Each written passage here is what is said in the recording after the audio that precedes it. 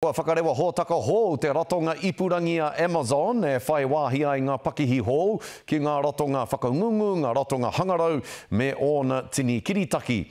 I mahitahi a Amazon ki te kaitatau Māori nei kia Donna Marie Ryder ki te whakarewa i te wāhanga pena pena pūtea. Ko te kai whakataki he tangata ahutengi, ko tōna ingoa, ko Tina A1. He mea he pātai moni au. Would you like to hear your bank balance update now? Me matua pātai kia Tānia. Are you ready to check out your outgoing cash movements now? Mana pea au pūtea e tiaki haere ake nei. You are now at the main menu. What would you like an update on?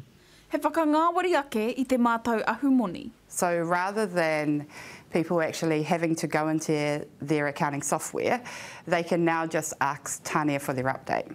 No te pōharatanga, he uaua tō Donna Marie Ryder tamarikitanga.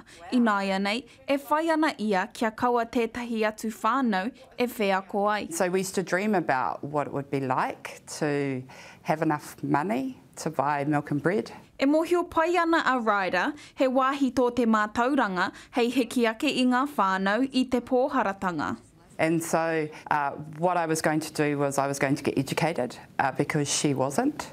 I ta paina a Tānia ki te ingoa o te whaia o Ryder. He whaia takitahi ia nōna i te ora. It was really hard because money was very tight.